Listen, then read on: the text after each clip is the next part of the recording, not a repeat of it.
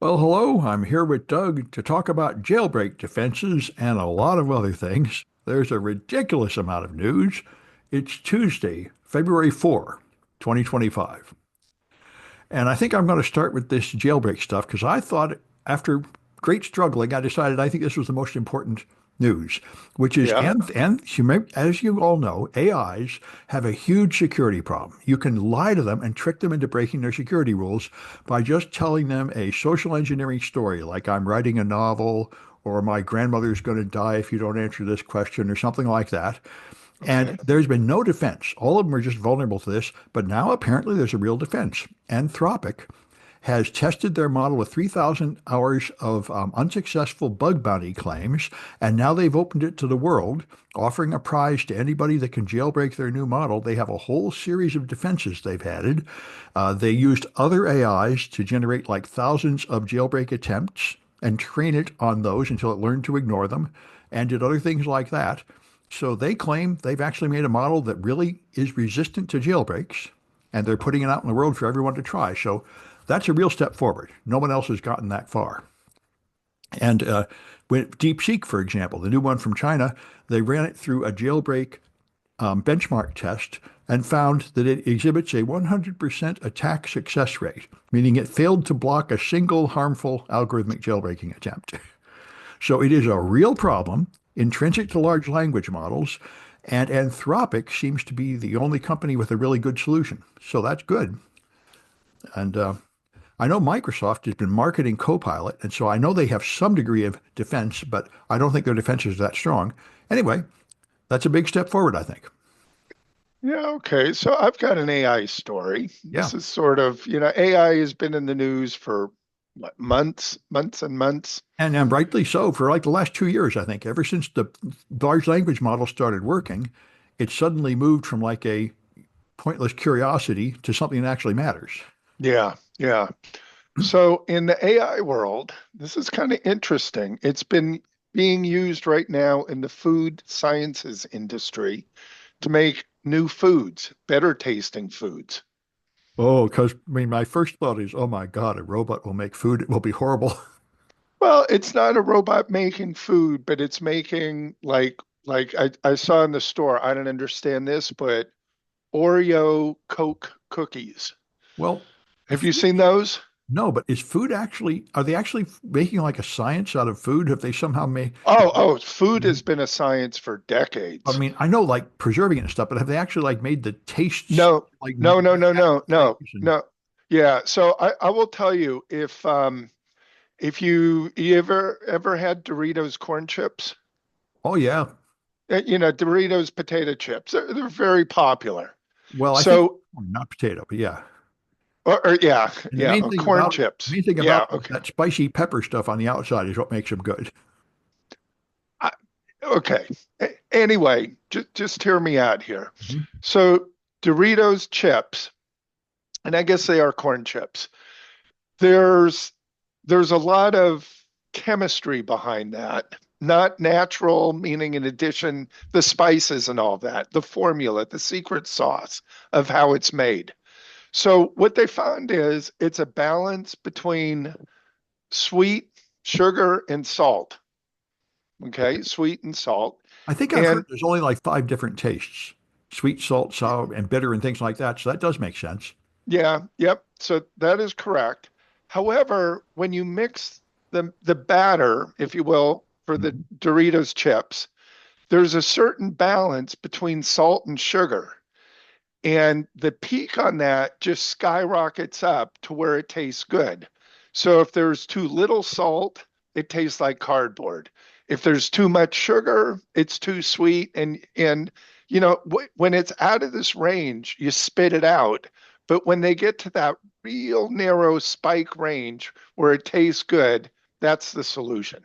That's what they go with. Well, I mean, the next step would be to actually make it taste good and be healthy because I'm thinking the ultra processed food that I got used to eating when I was younger, all is incredibly bad for you, like those synthetic potato chips in the Pringles Pringles, and yeah. Doritos and like Arby's roast beef are all, scientifically ultra processed, ground and reconstituted stuff to make you like to eat them, but they're all very bad for you. Yeah, If they yeah. could And somehow make it out of carrots or something and make it healthy and then make it taste good, that would be a lot better. yeah, but what they've got is this mixture of stuff, right? The reason they can sell it so cheap is because, or so inexpensively, is because this is waste product that normally would be discarded. But if you can take what's being wasted, right, from an animal or whatever it is, and you can somehow process it Yeah. and add the right ingredients, meaning salt and Right. sugar and fat, But then you have hot dogs. Yeah. yeah, then you have something that tastes good. You have Yep. something to market. This is capitalism at its finest. You maximize profit with a long-term negative consequence that you're not going to have to pay for. And that's exactly what the cigarette industry did and the sugar industry That's right. is Cigarettes are doing. also scientifically designed to like make you addictive. That's why I've often Yeah. heard that if you actually get like natural tobacco cigarettes from like the Indian reservations, they're not that bad for you. They're not that addictive because they don't have all the nasty stuff added. Yeah. Yeah. And I don't know if you know this, this came out decades ago, but cigarettes in the US, I can't say for other countries, are fertilized with a radioactive fertilizer. Why? Because it's cheap. Yeah, that seems a little unnecessary. Well, listen, it's cheap. It's money. It's capitalism at its finest. Well, yeah, Who gets exposed? This is a good trivia question. Who yeah. gets exposed to the most radiation on a daily basis? And I mean ionizing radiation. Well, I You really would don't. think maybe somebody works in a nuclear power plant. Or No. somebody flying an airplane, like an aircraft. Flying an airplane? How Yeah. about an astronaut? That's higher up. Oh, well, I think the people on the space station are really getting exposed to stuff. That they are, but Yeah. they're not exposed to the most. You know who it is? I guess it must be smokers. Yeah, exactly. Smoker's lungs. And you're putting it right inside your body where it's going to do the most harm. Yeah, yeah, I had no idea exactly. they were radioactive in addition to all the other problems. I'll tell you this, you listeners fact check me on this one. That just seems And highly, highly unnecessary. Sam, it's cheap. It's Yeah, inexpensive. yeah, Right? It's not a food product. yeah. Well, one You thing know, I'll tell you, smoking has gone way down. I remember when I was a kid, people were outside every building lighting up. And when I started teaching like 20 years ago, you'd have to have a 10-minute break so people could go smoke a cigarette. Now almost nobody is smoking. I passed yeah. one person standing outside a building smoking yesterday on campus, and I realized I hardly ever see that anymore. It really seems to be down to like almost nobody smoking.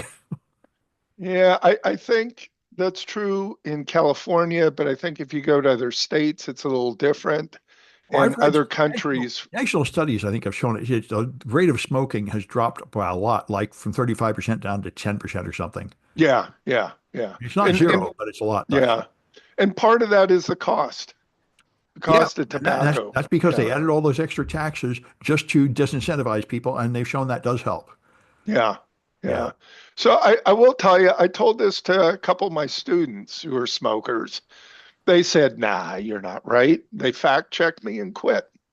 Well, that's good. I mean, although I imagine if you are scientific about it, probably the radioactivity is not the biggest risk. Probably the toxins in the smoke are more damaging than the Yeah, radioactivity, but the radioactivity just sounds so horrible. yeah, yeah, It's an yeah. emotional impact. Yeah, exactly. Yeah. Exactly. So let me get back to my AI story here Yeah. being used in food sciences. So this is to make new tastes. However, they found with AI that some of the recipes that are coming up with for, say, cookies are just use baking soda, Nothing else?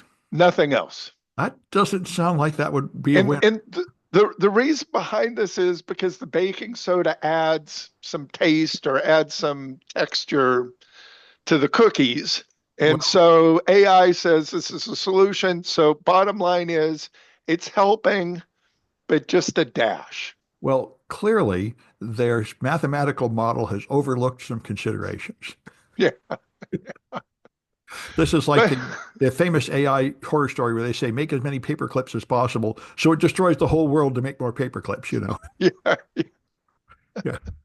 Right, right, exactly, You you exactly. made a mistake in your instructions. Yeah, yeah, Yeah. yeah. Anyway, There's got to be a limit to right right. some of these Obviously, you needed ingredients. to include something other than the mixture of salty to sweet and consider does it actually hold together and dissolve into powder? Yeah. Yeah, they should have included texture or something. Anyway, um, Yeah, yeah. we're Anyway, so that's sort of a new category, food sciences. oh yeah, yeah, It's a big, big business yeah, because McDonald's, I mean, they have taste kitchens, Nabisco, yeah. Kraft, all these companies, right? They're constantly tasting and reformulating and figuring out what they can substitute in to make the product cost less. Well, that makes sense, and Yeah, to some extent, it would even be uh, good. I mean, making it cost less is a good thing. yeah, Yeah. yeah. All right, what's your next story? Well, I got a couple more AI ones. So Microsoft Okay. is asking everybody to join their beta program to test their new security product, which is a scareware blocker. And scareware is extremely effective. Boy, scareware pops up something and says there's something wrong with your machine and pops up a fake tech support number. And I'm thinking, I know personally like four people that have been fooled by this. And then they call me and say, holy crap, my machine is now infected by something. And these are often tech savvy people. Like I remember one that Yeah. got one of my friends years ago. They pop up a thing saying something's wrong with your machine, and they had managed to poison the Google search results. So when you search for the tech support, you get a fake number. Yeah. And Yeah. and so this is really effective. They fool technology journalists, people working in security with it, and everything else. So Microsoft has correctly identified this as a real problem. So they've added a scareware blocker that uses a machine learning model to recognize the telltale signs of scareware scams and warn you. So they're saying if you want to be the beta tester for Microsoft, they would like people to test their preview.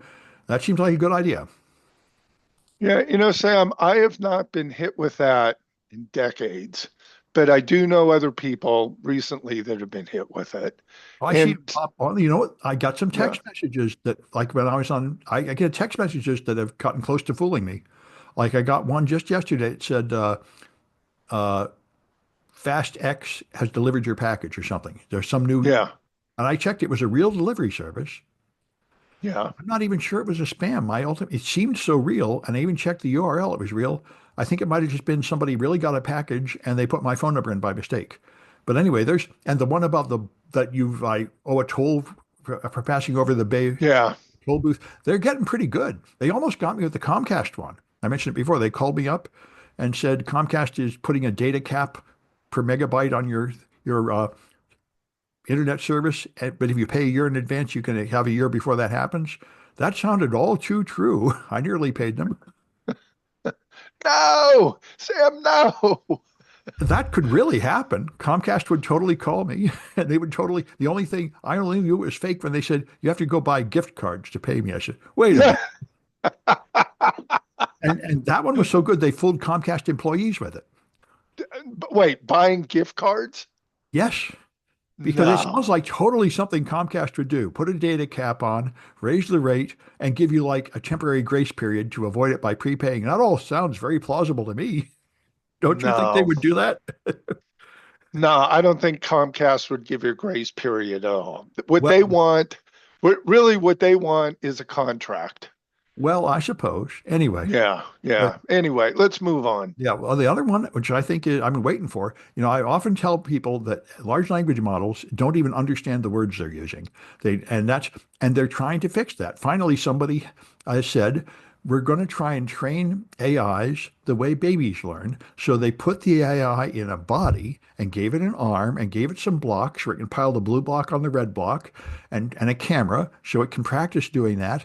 And then they showed that after practicing, it now understands what it's doing. So you can ask it to do something with the blocks that it has never done before, and it will figure out how to combine the motions it learned to achieve that goal. So this, I Okay. think, is how you actually make an AI that actually understands that there is a world out there and words mean something and actions have consequences and all that. This is moving from the large language models, I would say, are not artificial intelligence. They are artificial intelligence simulation. They create a bunch of Yeah. text that looks like someone with intelligence wrote it, but there's no actual intelligence. And only by living in a body and actually experiencing the world could it have something I would call real intelligence, where it actually understands what it's doing and accomplishes something. Anyway, it's a big step forward. Yeah. Yeah. Okay. We're getting closer to the Terminator, and perhaps more cheerful outcomes too. But anyway, Yeah, we will see. We will see. Do so you have another one for us? that's all my AI. Now I got politics. All right. I have politics too. That's my next story. You want to go first? All right. And I had like 20 politics stories and I cut them all down. And the main thing, a lot of people are really mad that the Democrats don't seem to be doing anything, and they are doing something. So I managed to track down the very few news reports about what the Democrats are doing, because this, I think, is always Trump's, because he's the world's greatest reality TV star. He knows how to make the camera focus on him. So all you hear about is the crazy thing he did, and the Democrats protesting are like crowded out of the news cycle. So as everybody knows, Trump is finally doing this time what he planned to do last time, which is just play golf and not run the country and just hand it over to Elon Musk and let Elon Musk run the country. That's what he planned to do last time. And Elon Musk is just barging in and doing incredible, horrible things, just shutting down agencies, taking people with no security clearance and putting them directly in control of the Treasury payouts and just appalling things, absolutely illegal. He seems unstoppable, but of course, people are trying to stop him. And Rankin, the Democrat, uh, Jamie Raskin, has got a good statement explaining how his actions are illegal and unconstitutional, which is what they should be saying. And there's a lawsuit. The Treasury Department is being sued by union groups for letting Elon Musk go into the Treasury and cancel things. And Brian Schatz, a Democrat from Hawaii, a senator, has done, I think, also the correct thing, saying he is going to put a blanket hold on all of President Trump's nominees until they knock it off. In particular, this foreign assistance program that they're just canceling. This is what you can do. Any one senator can block anything with a filibuster and by blocking unanimous consent. And the House, the only thing I haven't heard yet, which would probably also be good, is House impeachment proceedings. But, they do have the Democrats have a lot of ways to put on the brakes, and they are doing that. But for the first couple of weeks, they've rushed ahead and done a whole lot of outrageous illegal things, and it will take time for the brakes to take effect. Yeah. Well, the wheels of justice turn slow. Yeah, and a lot of people are very afraid. And so I'd say don't be afraid. I'd say you should be afraid if you are like transgender or Hispanic or an illegal immigrant. Those people are actually going to get hurt right away. Right. Other people have a little time, and the opposition is taking effect. So I think we can expect this crazy stuff to be rolled back within a month or two.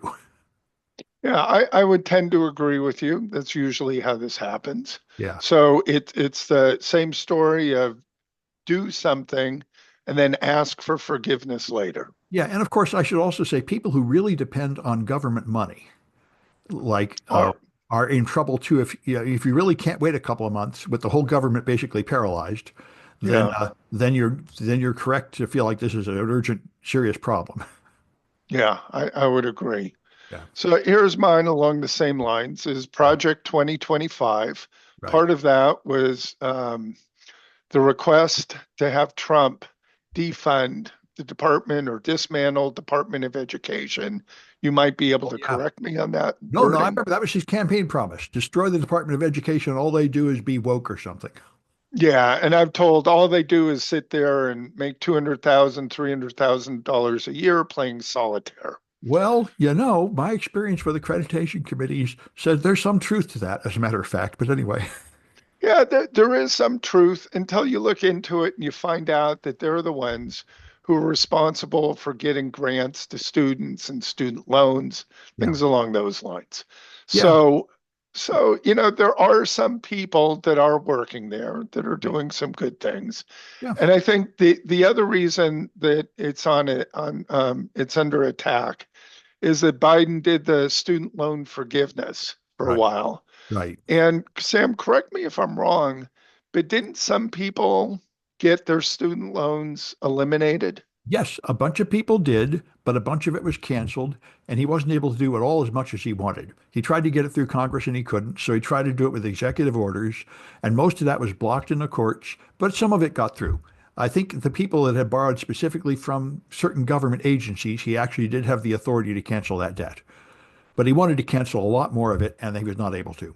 Right, but some of the debts, some students, their debts were completely eliminated. Yes, Yeah, okay. So it was successful and then eventually blocked it was and partially successful. Yeah. partial. Well, And, I mean, it was successful for some yeah. students. And by Right. the way, I had some sympathy for the Republican argument, which is there's a bunch of people that didn't go to college because they work on a farm or something, and they're in debt too, and you're taking their tax money to forgive the debts of people who are actually richer than them, which might be true too. That's a reasonable argument. Is this really the most fair thing to do? But anyway, True. and True. another problem, of course, as we know, is um, if you, a lot of the colleges are super expensive for no good reason.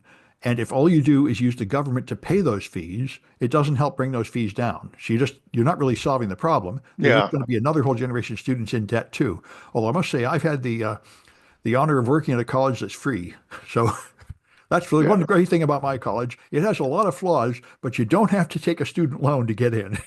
Yeah. Yeah. That's a See, there you considerable go. advantage. Yeah.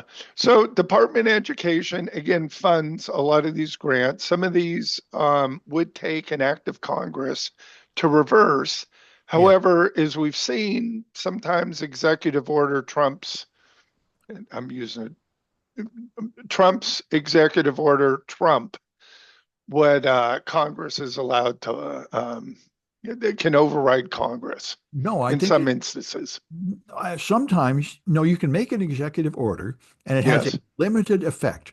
Like, for example, Trump wanted to put a tariff on Canada, and he wouldn't be able to do that except that he declared it was about illegal fentanyl going across the border, which it wasn't, but it has to be national security in order for him to be able to do it with executive order.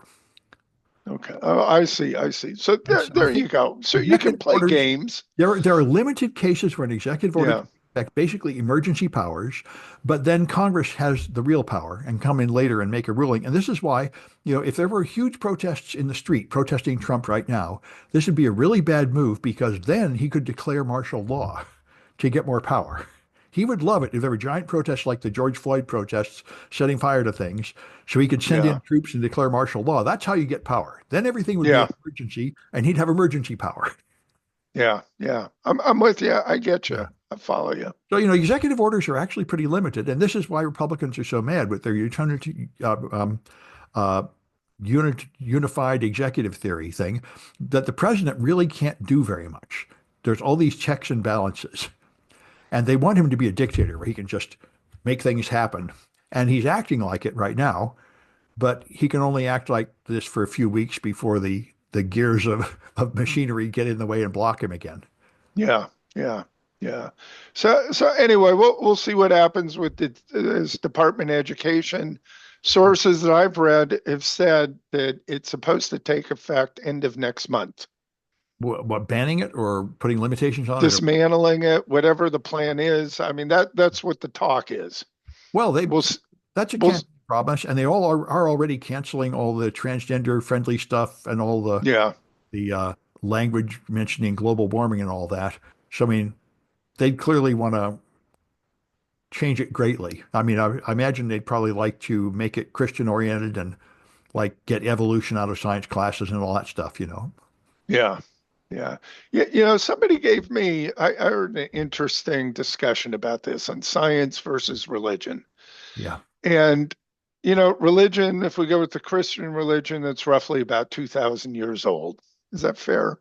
No, I think that's completely unfair. The Christian religion is a, a sort of slight modernization on Judaism, and Judaism goes way back. So I mean, so that would be like saying the U.S. government is 1 month old because Trump's only been in there for 1 month and everybody before doesn't count. Yeah, but Judaism, Yeah. Christianity's kind of forked off from Judaism. Right, Is right. that? Yeah, Yeah. Christianity's forked off Judaism. Judaism goes back at least 6,000 years, I think.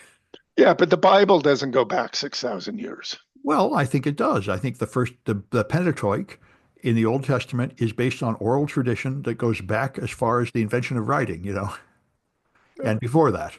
So All I think, right, I'll I stand corrected. But Yeah. I the, mean, it depends on what you mean. The exact form it's written in now was specified in, I think, the 14 or 1600s by the Catholic Church, but the ancient writing goes way back and the ancient oral tradition goes way back. So, there's nothing new under the sun. all right. But this is where I'm going with this. Yeah. With religion, we have written religion. The Bible is roughly, let's call it 2,000 years old. Can I Okay. say that? Yeah. Okay. Okay. So and if you lose the Bible, you Yeah. would lose Christian religion. Do you agree with that? You lose the Torah, you lose You're, Jewish religion. you're going to get nothing but abuse from me. These things were oral traditions and sort of tribal traditions, independent of the whole concept of writing. You know? Anyway, go ahead. So let's say all Christians, all Muslims, Yeah. all Jews were wiped out, and you have another race that populates, aliens that come in and populate the earth. How's that? Let's go to an extreme from All another planet. all right. Okay. They would also have Th- their religions, I guess. They would have their religions, but Yeah. they would know nothing about Christian religion. Well, sure, sure. They wouldn't know the particular forms of our religion, yeah. Correct. But if you believe in whoever Freud's disciple was, the archetypes, they might very well have the same general principles. But anyway, Uh, True. But the Christian religion or whatever well, sure, religion sure. would not transcend, would not move forward, would not be available to them. They would know nothing about it. I They would, could bring their own. Okay. My point being is science, we've talked about this, yeah. is also considered a religion by some people. I tend to agree with that. Okay. So, however, science would exist 1,000, 2,000 years from now because you'd still have gravity. You'd still drop an apple. You It still would have, it yes, would you would have something like science, but the fundamental principles would probably be reshuffled into a different order, just like you'd have something like religion, but the archetypes would be reshuffled into a different order. yeah. But the point being is with religion, you have to make it up. Right. With gravity, it's something that will Yeah. exist. A Well, thousand, yeah, this is like Voyager, right? They put the supposedly universal plaque on Voyager, trying to express what they thought were universal constants that would transcend all, uh, you know, culture. And so they put in things like the 21 centimeter line and stuff like that, fundamental scientific constants. right. And that would be analogous to a Bible. And if a foreign alien picks it up, they may or may not be able to decipher it. Right. And so there is a belief when we set out Voyager that these fundamental physical constants are a universal thing that every culture would discover. And I Right. think, you know, I'd say I'd say the jury's still out on that. Scientific. The only thing about science is we sort of rapidly abandon it and replace it with later theories. So we go from Newtonian to relativity and maybe to unified field theory and stuff like that. So, maybe that what we think is the perfect explanation now doesn't really survive. True, but the forces, I don't know. I mean, I need to think about this, how to rebuttal that. I've But been the thinking about it forces all. like electricity, like gravity. Well, I've been thinking about it my whole life. Yeah. I've been on every side of this. I've been religious. I've been a scientific atheist. I've been materialist. I've tried them all, and I think I wonder. I'm not. I mean, we think we got everything solved now, except for a few little problems, like 90% of the mass and energy in the universe that we can't explain at all. So I don't know if our concept that we've found the absolute fundamental truth is as impressive as we think it is. So you're not going to agree with me, is what I'm getting at here, huh? Not, no, I'm not. I'm not so sure that what. How about Yeah. let's just go with this, that Newtonian physics will exist 1,000 years from now. Well, I it exists already as a historical artifact, not really the way things work. Um, so it's that's a very interesting question, and it's hard to say. The question is, Okay. will science? I remember this was real important to me personally. When I was 17 years old, entering like or 18 or something, entering a PhD program, I met with all the incoming PhD candidates. We all said we want to be the next Einstein, and we said the problem is science is over. We've already found everything. There's nothing that great to find anymore. And we argued exactly this point. have we really found the fundamental answer to everything, or are there big discoveries yet to make? And I don't think we know. Yeah, yeah, I would agree with that. We If there don't know if what there are we really don't big know. things to find, like some more fundamental forces, then in fact everything we think we're so sure about now will pretty much be blown to hell. And again, my point is, if you're a brand new life form starting out on Earth, Yeah. you know nothing. The basic laws, if you will, Newtonian physics would still exist. You Well, might explain them differently, yeah. but whereas religion, you could start with something completely different and it could go in a completely different direction. Yeah. That will not transcend time or Yeah. difference new to it won't transfer to a new species. I remember when I believed what you're saying. I don't believe it anymore. All right, let's go on next story. We can All agree right. to Yeah. disagree here. Yeah. But anyway, so Please continue. I Yeah. got some actual information security. So CISA has warned that these medical monitors from Contech are outrageously insecure. I guess there are things that monitor like your heart rate and stuff and publish it over some kind of network for people to monitor it. And they found they can be remotely controlled by an unauthorized user, and the software includes a backdoor. So you can compromise everything else on the network through it. When it's connected to the internet, it connects patient data, including personally identifiable information and protected health information. And the vulnerabilities can allow unauthorized actors to bypass cybersecurity control and gain access to and potentially manipulate the device. So they're warning people these medical devices are outrageously insecure. So, Sam, let me just think about this for a Yeah. second. Let's say it's what, like a heart monitor, Yeah, for example. it's like those things they have in Star Trek where there's this panel of like graphs about the patient's stat. Yeah, yeah. So Yeah, I have a monitor, like a heart monitor connected to me. It's measuring yeah, temperature, measuring respiration, heart rate, things like that that. kind of Okay. thing. Yeah. Yeah. So that's being wirelessly transmitted to Or wired. some, It's being sent over a network, so somebody can like monitor it from like a central panel, I think. yeah, okay. So they can get my information, but there are no drugs being dispensed, are Well, I there? think that's the issue. Not only can they get it, they can modify it. So they could probably falsify the readings to trick the doctor into doing the wrong thing. Yeah, okay. But again, it's not like an insulin pump or an injection. Well, it's not entirely clear. Yes, Okay, okay. it's just But what I'm getting at is the information, it sounds like initially from your story is read-only data from the patient. apparently, yeah, well, it's not clear.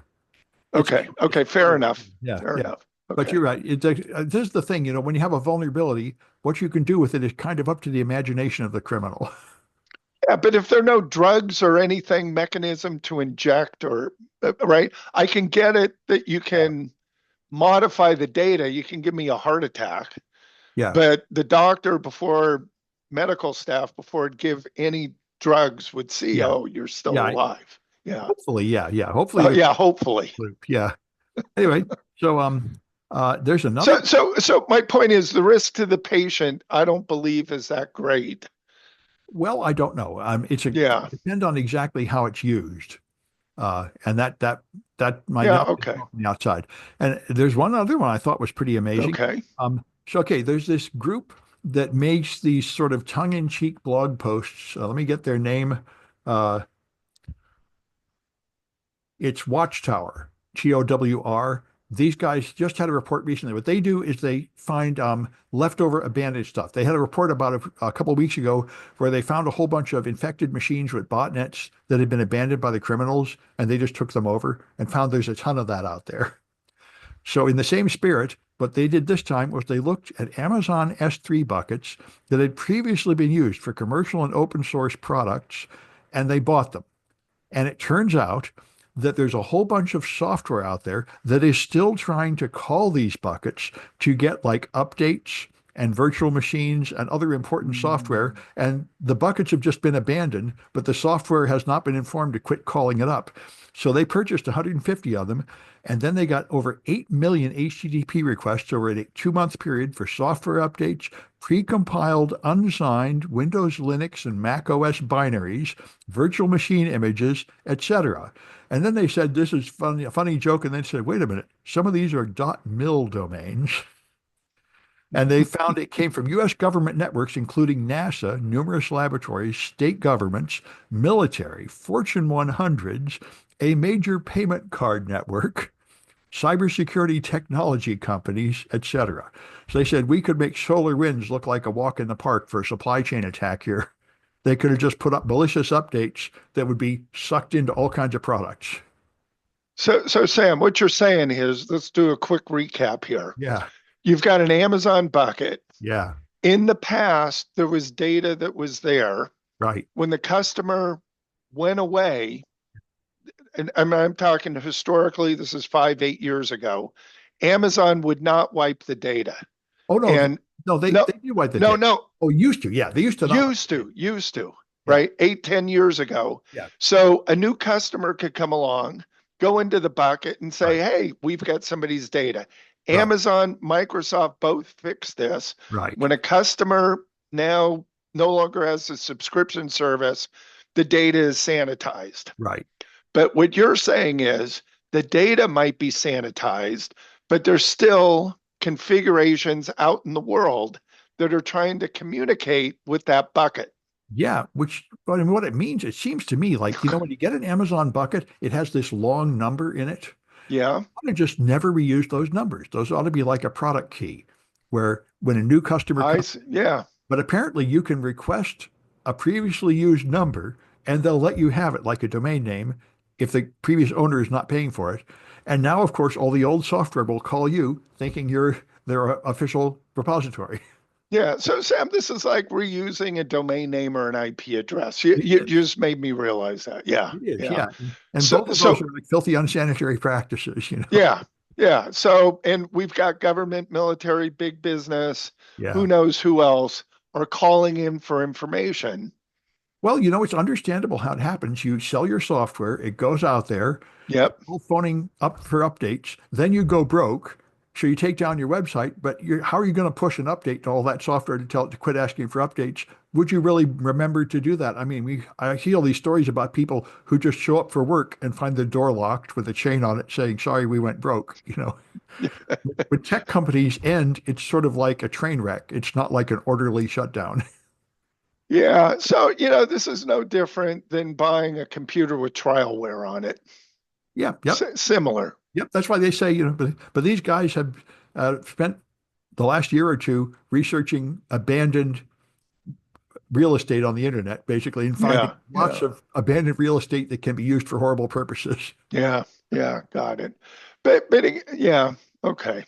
It would be, I would argue, a fairly complex attack because you have to know what the requests are and what they're demanding, what they're after, Well, right? think about solar winds. I mean, the Russians, and Yeah. think about the sabotaging the pagers used by Hezbollah. Both of those took an intelligence agency years of research to set up. So this actually sounds like less work than those. I mean, if you're a Yeah. little nation and Yeah. you want to infect people, this would be a pretty effective way to do it. Yeah. But if you're trying to infect somebody, you have to know what the number is, the Amazon number. Yep. You have to know what devices are calling in, phoning in. All you need to do would be get a copy of the software and run it and look in Wireshark to see where it goes. Yeah, but you'd have to create a payload. Well, sure. What? Yeah. But I don't think that's that hard. I mean, I've actually done it. I did it with Kaspersky one time. I found out Kaspersky was updating over HTTP. So I started writing a service to put a fake update in. And it wasn't that hard. I got pretty far before I realized there was a protection I didn't want to overcome. But Yeah. Yeah. the Okay. fact is, Okay. they're not usually doing anything terribly difficult. They're just making an HTTPS connection to the server and then downloading like a Windows binary or something. Yeah. So I guess if they're making an HTTPS connection, you've already got you've got communication established. Yeah. And might be able to manipulate and go back through that channel, and you've got remote access. Yeah, and you could reverse engineer the Yeah. software. It's Okay. not that hard, and you can see exactly what it's downloading. It's no different than standard malware analysis. Yeah. Okay. Okay. Yeah. Fair enough.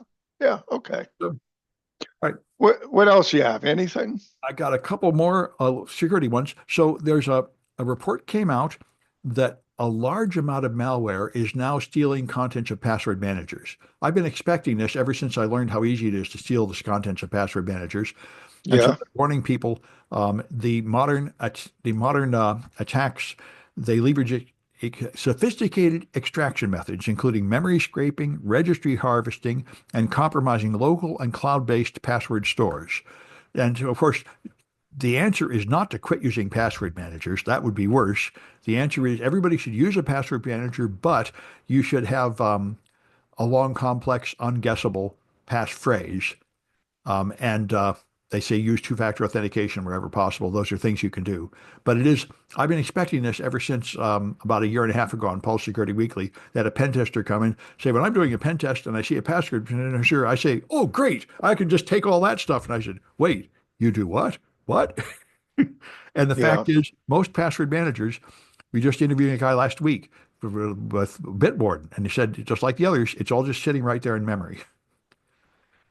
If I get Yeah. like Yeah. user level access to your system, not even administrator access, I can just dump all the passwords. So Yeah. that's a problem. I get it. Okay. Yeah. And the last one, there was somebody put a announced Global Switch Day, which I didn't know about, but it's an interesting post saying February 1st, which is past, but saying this is when people should switch from the oligarch controlled services to open source services. And he had like you move from Twitter to Mastodon, which I've done. And he said, but I didn't know about these other alternatives. You can move from Instagram to PixelFed, and you can move from YouTube to PeerTube. And there are other alternatives. I went and looked at PeerTube because I use YouTube a lot, and I'm really not fond of them. They keep threatening to cancel me for having like forbidden content. And although they've kind of calmed down in the last year or so, so I think their AI is finally improved to where it can tell like discussions we might have here about vaccine from vaccine disinformation.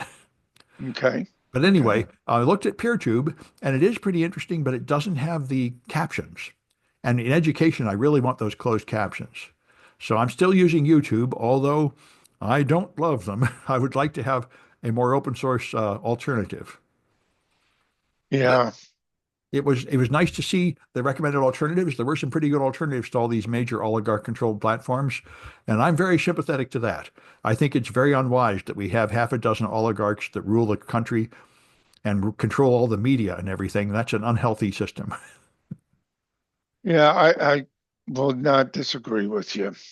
So Yeah. you have one more? I got one follow-up. Go ahead. Yeah. Okay. So we had those two plane crashes, kind of an update on that. Yeah. The NTSB had a conference yesterday where they discussed the military helicopter. And what we know now for sure is the military helicopter was 100 feet to 125 feet too high. Yeah. There's also a audio message, right? Audio the audio recording is there, and 18 seconds before the helicopter hit the plane, you can hear that the person in the helicopter, and I can't tell, I'm a little confused by this, and I'm trying to get some clarification on this, but the helicopter talks to the tower and says, "We have the plane in sight, essentially. We're going to take responsibility for separation. We'll stay clear of the plane." And Yeah. then 18 seconds later, they collided. So Yeah. that's something we know. The other thing is, I'm a little confused about this because they're saying that the woman, there was a male and there were three crew members. There was a trainer that had 1,000 hours of experience, and for the military, that's about average, but for commercial aviation, that's very low. The trainer was a woman, the one that they didn't release the name for, eventually they did. She had 500 hours of training, which again is about average for what she was doing in the military training wise. Commercial aviation, that's very low, on the low side. Okay. But the male was considered what's called the pilot in the command, or the pick, who is in the left seat. That person is responsible for the safe operation. When you hear the broadcast, when you hear the radio transmission, to me, that sounds like it's the male that's stating that. So I'm not exactly sure why the blame is being directed towards the woman who is the student, if you will. Well, Trump did that. It's Uh, got to be decoded. Okay, I'm just saying Yeah, we've got the recording. I don't care what anybody says. yeah, We have the recording. yeah. We've got the facts. Helicopters So don't have black boxes, do they? we don't know in the military. Oh, that's right. It's the military. It's probably all secret. Yeah, yeah. And the other thing, so they're blaming air traffic controller, the traffic controller, aviation officials, commercial aviation have said nothing wrong there. The other problem is that you've got UHF and VHF frequencies. Military uses, I believe, VHF or UHF, whereas airplane standard traffic uses different radio frequencies, different radios, and they cannot communicate with each other. So the aircraft would have no knowledge of the communications between the helicopter, likewise helicopter with aircraft. But this is a standard maneuver. It's something that's done often at that airport and Hmm. in that airspace. And yes, you can blame a lot of other pieces that went wrong, but ultimately you've got that pilot saying, I can see the plane. And I guess obviously it was the wrong plane, because I think in 18 seconds a helicopter could have descended. Yeah. I don't know. I know a jet aircraft could not. They can't maneuver that quickly. But I believe a helicopter is more agile. Maybe that one is not. I'm not sure on that. I've heard from some people that are afraid to fly now, and I think there's no reason to panic. I mean, No, flying, no, I think flying is as safe as it's ever been. I think the rate of accidents in general is pretty low, and I don't think there's a change that has suddenly made it more dangerous. no. I would agree with you completely. I'd jump on a plane today. There's more danger of you getting into an accident on the way to the airport, driving, public transportation, whatever, than it is in the plane itself. Yeah, now I might believe that after 6 months they might fire so many government employees that air travel would get more dangerous if Elon Yeah, Musk continues to just fire everybody and cut down the government by 80% the way he cut down Twitter by 80%. But I think that won't happen for several months, if at all. yeah, I would agree. And nothing points to the other thing that came out of this conference was the NTSB, the National Transportation Safety Board, Yeah. has made over 1,000 recommendations to the FAA to improve safety. And the FAA, as far as we know, has not implemented any of those. Yeah, I think there are some So, failures, and yeah, I think Musk already pushed out the FAA head and he wasn't replaced. So there's nobody in charge of the FAA right I now. see. So Okay. these are the sort of things that are unprofessional that might eventually lead to a problem, but I don't think in the short run it matters. Yeah. And then there was the second accident with the flight going back to Mexico. That's kind of interesting. Yeah, single We've got, plane just went down right after takeoff. Yeah. yeah. So there's a lot of incorrect information that's being put out there. And we've got some flight data we will probably never know, because there are no black boxes, there's no cockpit recorder. Yeah. So we'll probably never know definitively what happened. Yeah. But what we can say is we know that the plane didn't stall. It had enough airspeed. And that jet was a pretty revved up jet. In other words, Yeah. it wasn't it was like a Corvette, or it's a It high performance jet. was a Learjet, I think. Yeah. Yeah, it was a Learjet, but in Learjets, it had a lot of performance. Yeah, they say it's the standard jet used for this kind of stuff all the time. Yep, So yep. there isn't any obvious reason why it happened. Yeah, so yeah, there's no obvious reason right now. But again, there's a lot of people saying that the engine stalled, the engines may have failed. There's no indication of that based on the airspeed of Yeah. the jet at what it was flying. The other thing is a lot of people are saying, oh, there was an onboard fire. And there's no, again, evidence to support that other than is the plane is just about ready to hit. What's thought is people are mixing up the navigation lights, which are standard, saying that that's a fire on the plane right before it hit. So Reminds reminds me of the Kennedy assassination. You just have so little data that yeah, you're never going to know, and conspiracy theories will just be spun out of nothing. yeah, yeah. And so when the plane hit, there was oxygen on board, which caused massive explosion and fire And tons and of fuel, pretty, because it was just freshly fueled for a long flight. yep, So that's why I think yep, this huge fireball destroyed all the evidence you would ever need to find out what happened. yeah, yeah. So Yeah. again, very sad, but um, Of you course, know, like the everybody, I would like to know that that's not going to happen to me. So it would be more comforting if they would get to the bottom of it and fix it. But I think that's not going to happen. yeah, and I think, Sam, this is one that can't be fixed. And interestingly enough, there were two other medical flights that crashed. One was in Maui. I don't remember where the other one was. Hmm. It was on the way to Maui. And again, those two they believe was pilot kind of error in that they became disoriented in flying in the clouds.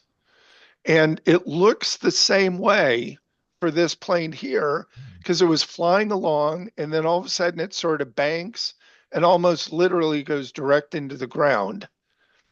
Well, people always say pilot error, but I remember the 737 MAX. They tried to say it was pilot error for a while, and then they discovered it actually was a design defect that caused those planes to crash. So Well, it's, yeah, but we know it's not a design defect in this plane because they're enough out there and yeah. they're not all crashing. Well, it could Um, be, but there are defects that only take effect under certain weird conditions. Like some of these Teslas are slamming on the brake for no reason on the highway. There are problems that, and that's why it'd be nice to know more. You know, yeah, again, we only have the data, the flight track. yep, And if you take a look, you can see that the plane is flying normally, it goes up, and there was either some catastrophic failure in the plane yeah, that caused it to nose down. And there was one, I think it was an Alaskan Airlines over Southern California with the jack screw that caused the uh, rear, the, elevator to go into the down position, and it literally just went straight down. But I think it flipped as it did that. And this one, again, too close to the ground. We don't know. We'll see. It's going to yeah, be a long time before any before the investigation is over. yeah, So we'll see. We'll see. That's it for me this time yeah. around. Yeah, it's it for me too. So we'll have another Okay. on Friday. We'll see you on the 7th. Yeah.